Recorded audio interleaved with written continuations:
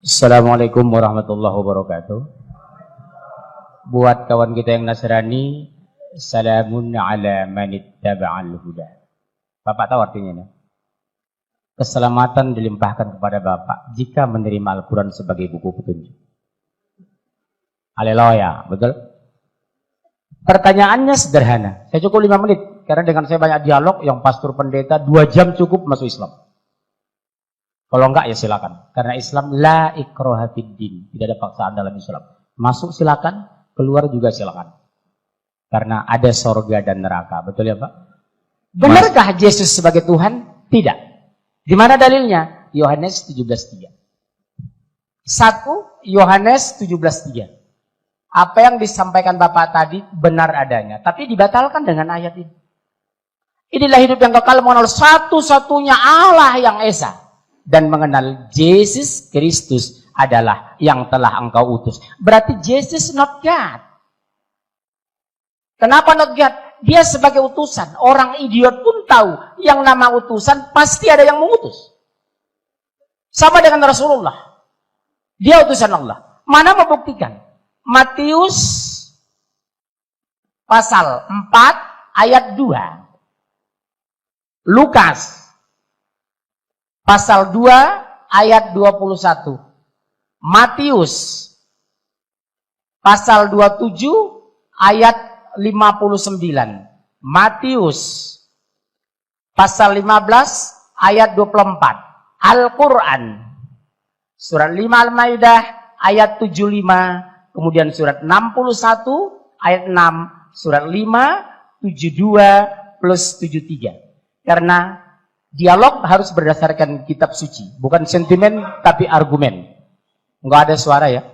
Dialog harus pakai kitab suci, bukan anarkis tapi dialogis. 1 Yohanes 17:3 jelas, inilah hidup yang kekal, mengenal satu-satunya Allah yang Esa dan mengenal Yesus Kristus yang sudah engkau utus. Berarti Yesus utusan, not God. Sama dengan Muhammad dan Rasulullah. Rasul bahasa Arabnya artinya utusan, Pak.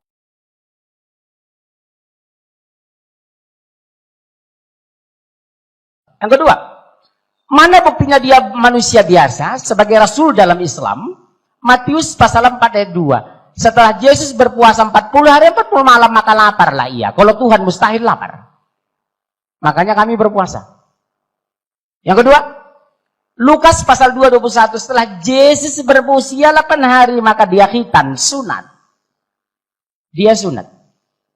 Kalau Tuhan mustahil sunat. Dokter mana yang berani nyunat Tuhan? Betul? Yang ketiga, Matius 27:59 berbunyi, setelah mayat Yesus diturunkan dari kayu salib, maka dikapani dengan kain putih linen bersih. Nih saya bawa Bible tua ini, Pak. Di sini masih berisi Lembaga Alkitab Indonesia 60 tahun yang lalu. Apa di sini? Jika kamu mengatakan ini dan itu besok, jangan katakan aku melakukannya. Katakanlah insya Allah, lengkap sempurna di Bible Bapak sendiri. Dan ini bukan palsu loh, Pak. Lembaga Alkitab Indonesia tahun 1963. Bahkan kalau saya bongkar Alkitab tahun 1800, saya punya Bible banyak, Pak, 40 lebih. Ya, apa di sana? Akan lahir seorang nabi yang bernama Ahmad. Ikutilah, jika tidak kamu akan kuminta pertanggungjawaban. Amin, haleluya. Betul?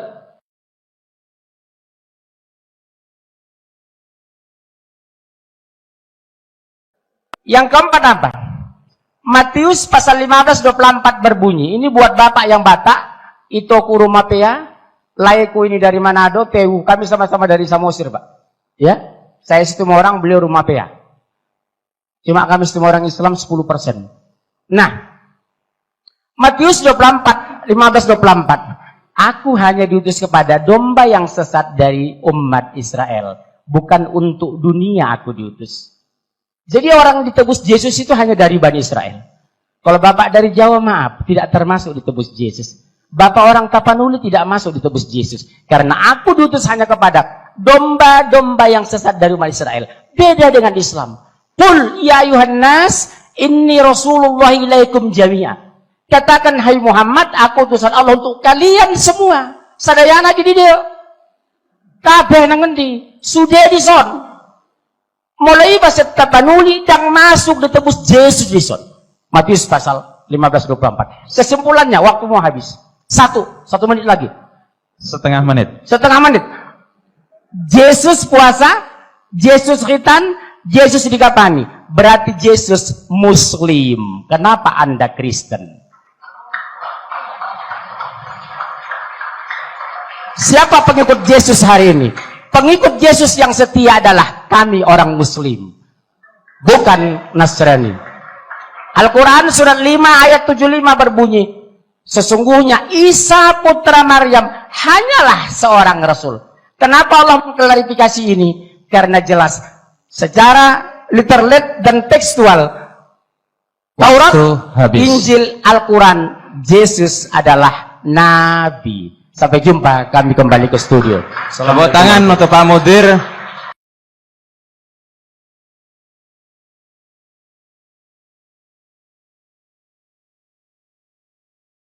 Assalamualaikum warahmatullahi wabarakatuh.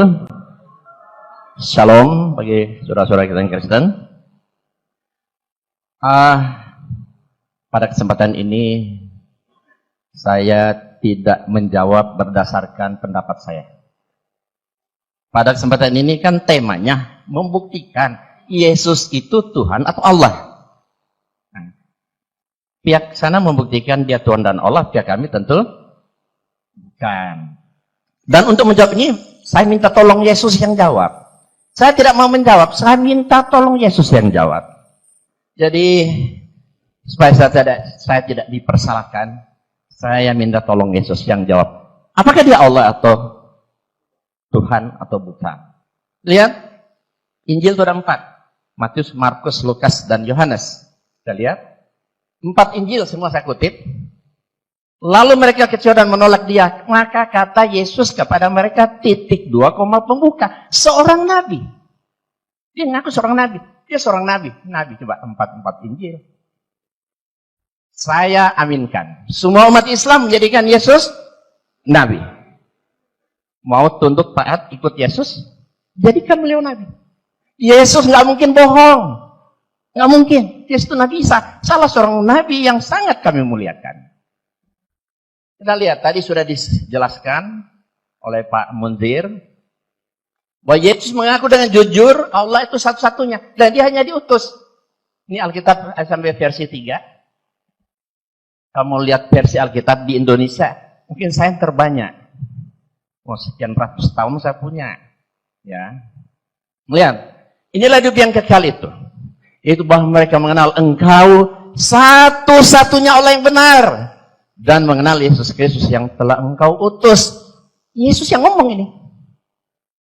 Ikut, tunduk, taat. Saya lebih percaya kepada Yesus. Kata Yesus, Allah itu satu-satunya dan dia hanya diutus.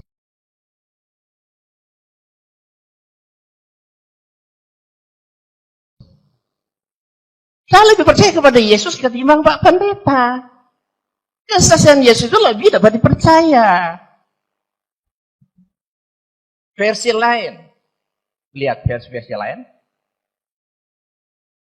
Mengenal Yesus yang diutus oleh Bapa.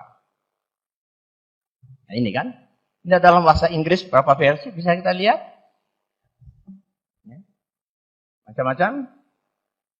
Ya. And eternal life means to know you, that the only true God, and to know Jesus Christ who don't save. Dalam berbagai bahasa.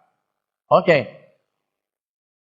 Sebab aku berkata bukan dari diriku sendiri, kata Yesus, tetapi Bapa yang mengutus aku.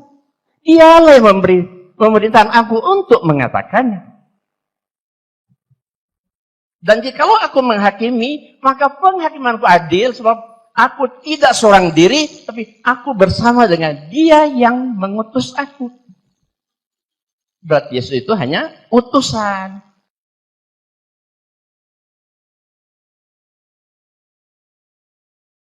Bukan Tuhan. Ya. Segala firman. Firman itu bukan Yesus. Firman itu kun, katakan, kalam Allah.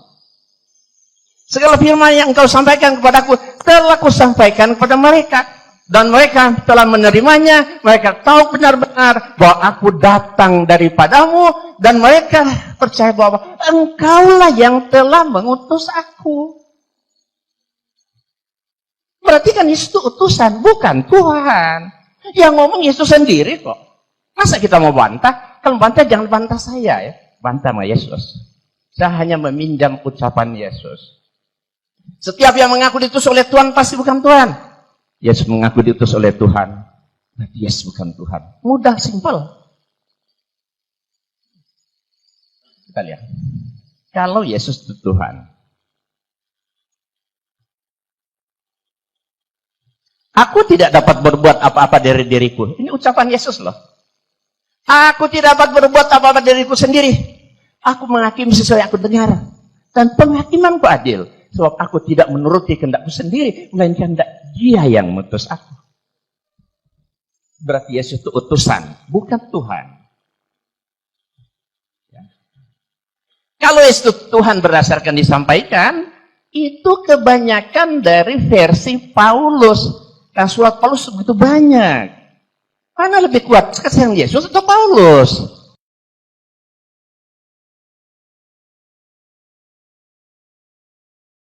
Tentu kesaksian Yesus lebih kuat dong. Setiap yang tidak dapat berbuat apa-apa dari sendiri pasti bukan Tuhan. Yesus nggak bisa berbuat apa-apa atas dirinya, berarti bukan Tuhan. Setiap yang nggak bisa menuruti kehendak sendiri pasti bukan Tuhan. Yesus nggak bisa menuruti kehendak sendiri, berarti Yesus bukan Tuhan. Setiap yang mengaku diutus Tuhan pasti bukan Tuhan. Yesus mengaku diutus oleh Tuhan, berarti Yesus bukan Tuhan. Ya. Tapi dia hanya seorang nabi. Yesus tidak tahu musim. Keesokan harinya sudah Yesus dan ke-12 muridnya meninggalkan Betania. Yesus merasa lapar. Dan dari jauh ia melihat pohon ara yang sudah berdaun. Ia mendekatinya untuk melihat. Kalau ia mendapatkan apa-apa dari pohon itu. Tapi waktu dia mendekat ternyata tidak ada. Akhirnya apa? Pohonnya dikutuk, tidak berbuah. Kalau Yesus itu Tuhan, kenapa Tuhan lapar? Kedua, sebenarnya kalau Yesus Tuhan, tanpa mendekat dia tahu. Walaupun dari jauh dia tahu pohon itu berbuah apa enggak. Ketika dia mendekat tidak ada buahnya, sebagai Tuhan, hai pohon ara, keluarlah buahmu. Ah, itu baru Tuhan. Iya kan?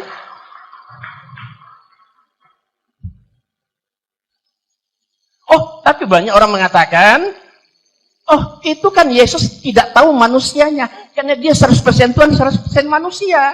Dia nggak tahu tuh manusianya. Ya, tapi bukankah Yesus mengatakan, Yohanes 10 ayat 30 tadi, aku dan Bapa adalah satu. Kalau Yesus dan Bapa ada satu, ketika Yesus tidak tahu Tuhannya kemana?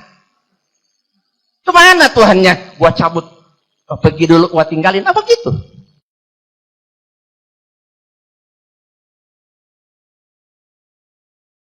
Coba. Jadi ya, saya lewatkan. Yesus sangat takut kepada malaikat. Maka seorang malaikat dari langit menampakkan diri kepadanya untuk memberikan kekuatan kepadanya. Ia sangat ketakutan dan makin bersungguh-sungguh berdoa. Pelunya menjadi seperti titik-titik darah yang bertetesan ke tanah. Kalau Yesus itu Tuhan, kenapa Tuhan mendapat kekuatan dari malaikat? Terbalik. Kenapa Tuhan ketakutan sama malaikat? Saking takutnya dia berdoa sampai keluar seperti keringat darah, menunjukkan orang yang amat sangat takut.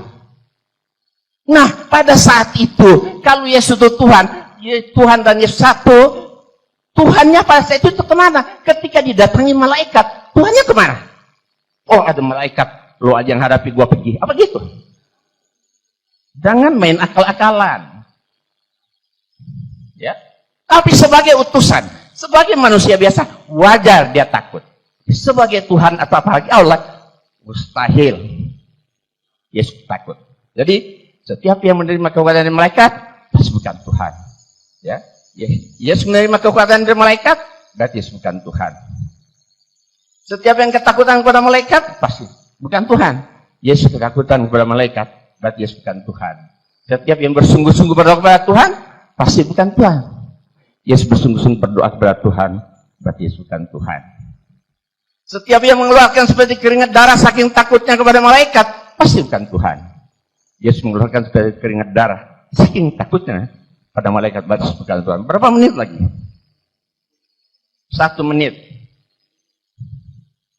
Mau selamat? Ikut Yesus. Jangan ikut pendapat Paulus. Paulus itu tidak pernah kenal Yesus, bukan murid Yesus, mantan penjahat, pembohong, pembunuh. Jelas sekali, banyak pengakuan Paulus. Apakah Matius, Markus, Lukas, Yohanes murid Yesus? Tidak, cuma Yohanes.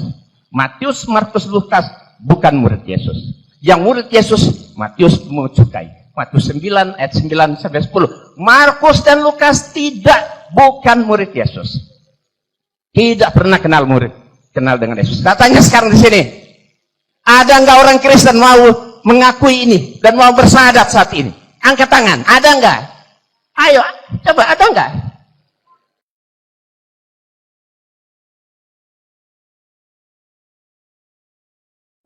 Ya. Pertanyaan mau saya jawab Bapak tadi. Kenapa Islam melihat logika dan kenapa kisah para rasul? Jangan pikirkan ke depan, mau saya pakai itu. Islam tidak pernah menjelaskan ketuhanan pakai logika, tapi tolong dihapus dong. Tolong cepat. Bekerja kayak orang Batak, lihat orang Batak itu. Belanda aja dia lusir 350 tahun di Jawa. Sumatera cuma 3 tahun setengah. Saya jelaskan. Penjelasan tentang Yesus itu sangat bertele-tele. Di satu pihak mengatakan Tuhan penjelasan dari Paulus, di pihak lain penjelasan Al-Bible, Yohanes tadi, dia bukan Tuhan. Islam sederhana. Surat 20, surat Toha, ayat 14. Bukan logika, pendekatan literal dan tekstual. 1. Innani anallah. La ilaha illa ana, fa'burni, mengabdilah kepadaku, wa aqimis sholata li zikri, dirikanlah sholat untuk mengingatku. Sempurna bicara Allah dan pengabdian. Tidak ada satu dalil mengatakan sesungguhnya aku adalah Yesus maka sembahlah aku. Yang ada aku adalah utusan Allah. Haleluya. Sementara Al-Quran, Allah yang mengakui dirinya bukan diakui umatnya, beda. Kalau Kristen aku melihat Yesus, aku melihat Yesus. Yesus sendiri tidak mengaku. Kalau ini terbalik. Innani anallah, sesungguhnya aku adalah Allah. La ilaha illa ana, tidak ada yang kita agungkan, kita tinggikan illallah, kecuali Allah. Fa'budni, ada kata perintah. Yesus tidak pernah mengatakan, hei kaum Nasrani, sembahlah aku. Nasrani tidak ditemukan di Bible. Kata Kristen ditemukan ketika di mana? Antioquia. Betul kan Pak? Yang ketiga, dirikanlah sholat untuk mengingatku. Ada sarana. Makanya satu-satunya agama di muka bumi yang bisa dipertanggungjawabkan sistem ketuhanannya hanya Islam. Transparan, objektif, dan universal. Tidak bertele-tele.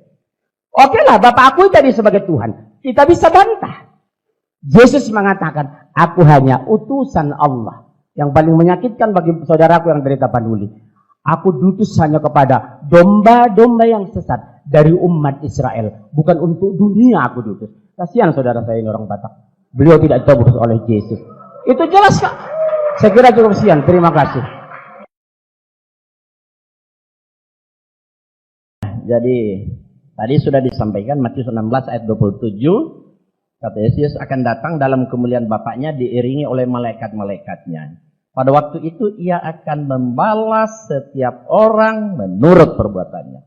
Jadi tidak ada istilah penebusan dosa. Dosa tanggung masing-masing. Nah,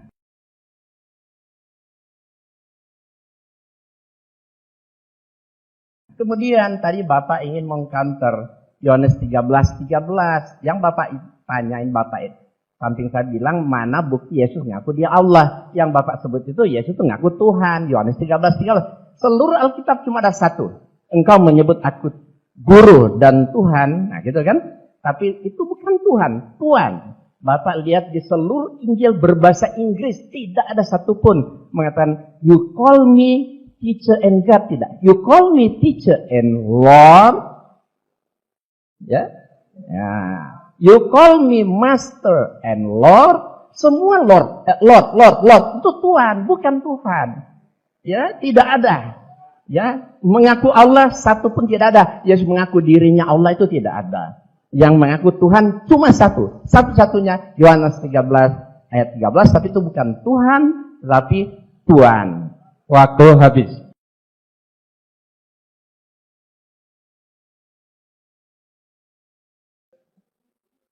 Tadi ada yang menanyakan ya tentang Yesus sebagai nabi di Quran. Itu banyak. Surat 3, 48, 49. Wa yu'allimul kitaba wal hikmata wat taurata wal injil wa rasulan ila bani Israel. Surat Az-Zukhruf ayat 59, surat 61, surat As-Saff ayat 6. Itu Isa sendiri mengaku dengan jujur bahwa dia rasul hanya untuk Bani Israel saja. Kemudian tadi disebutkan Matius 1:21, itu sebenarnya katanya Yesus juru selamat. Ya, juru selamat hanya untuk kaumnya. Dan ia akan mengandung dan melahirkan, itu Matius 1:21 bunyinya begini, dan ia akan mengandung dan melahirkan seorang anak, dan engkau hendaknya akan menamakan dia Yesus, karena dialah yang akan menyelamatkan umatnya. Padahal itu Alkitab baru, kalau Alkitab lama Pak, dan ia akan menyelamatkan kaumnya.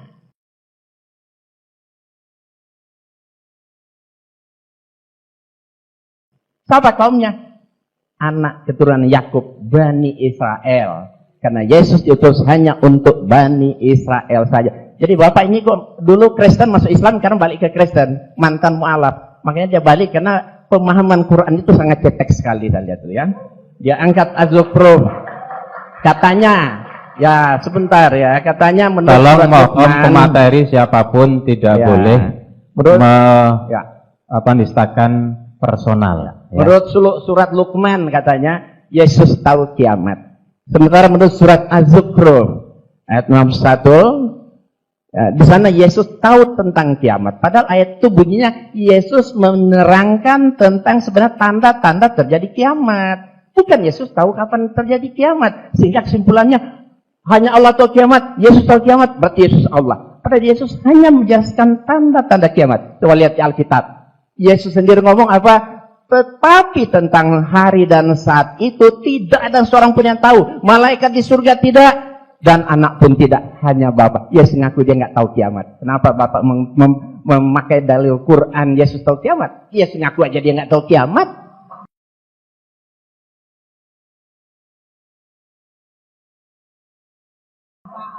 Makanya Bapak ya baca Quran ya.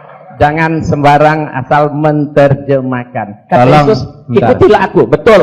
Kata Yesus, betul, ikutilah aku. Ya, taatlah kepada Allah. Surat Az-Zukhruf ayat 61. Maksudnya Yesus berkhotbah kepada Bani Israel, kalian harus taat kepada Allah dan bertakwa kepada Allah dan taat kepadaku.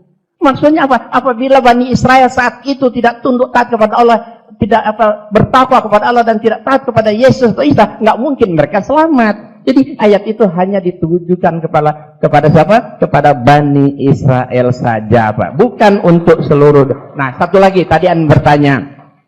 Matius 4. Katanya hanya iblis yang menyuruh menyembah kepadanya. Itu sebenarnya Matius 4 ayat 10 ya.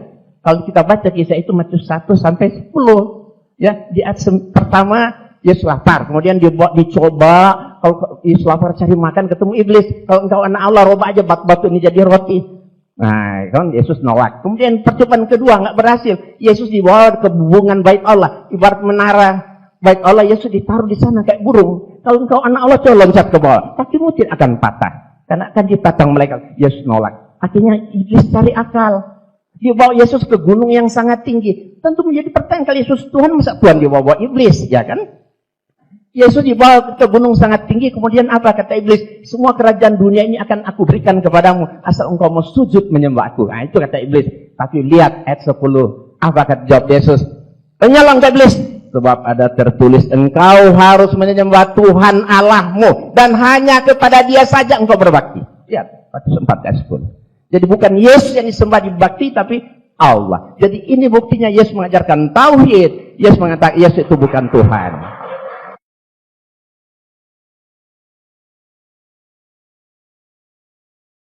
Tadi Pak Munsir bilang dengan Pak Inzan bahwa Yesus diutus hanya untuk orang Israel, bahkan ketiga pembicara. Saya mau katakan itu cuma 1-2 ayat yang Anda kutip. Tapi puluhan ayat di Alkitab yang mengatakan Yesus datang untuk segala bangsa, karena begitu besar kasih Allah akan dunia ini, sehingga dia mengaruniakan anak yang tunggal supaya barang siapa yang percaya kepadanya tidak binasa. Bahkan Yesus sendiri mengatakan, pergilah jadikanlah segala bangsa muridku, sebagaimana aku diutus untuk dunia, aku mengutus kamu kepada dunia. Pertanyaan pertama, saya karena Pak Lai saya menantang saya tadi tentang ketuhanan, saya harus jujur Pak, kita berpendidikan, saya sarjana, Bapak sarjana. Satu-satunya kitab di muka bumi ini yang tidak ada berubah sampai hari ini adalah Al-Quran. Saya bawa ini Pak, Bible 2, ratusan perubahan dengan Injil yang saya bawa tahun 2000. Logika sederhana. Kalau sudah ada intervensi ke dalam kitab suci, layakkah dikatakan kitab suci? Yang kedua, Nggak usah teriak, nggak usah jawab ya. pasal 15 ayat 24 bertentangan dengan Matius pasal 28 ayat 19. Karena itu pergilah kamu ke semua bangsa, jadikan mereka menjadi muridku, dan baptislah atas nama Bapa, Anak, dan Roh Kudus. Amin, haleluya. Kan itu kan Bapak pakai. Bagaimana mungkin ada kitab suci di satu pihak menyuruh ke semua bangsa, di pihak lain kepada Bani Israel? Berarti kontradiktif. Kalau kontradiktif bukan suci. Kalau tidak suci, kalau sudah suci berarti ada intervensi. Kalau ada intervensi dari manusia, kalau dari manusia berarti bukan kitab Allah, batal isinya demi hukum.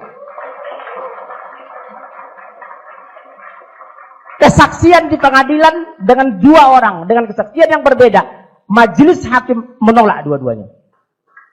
Saya tantang sekarang. Saya tantang Pak. Saya 30 tahun belajar Alkitab.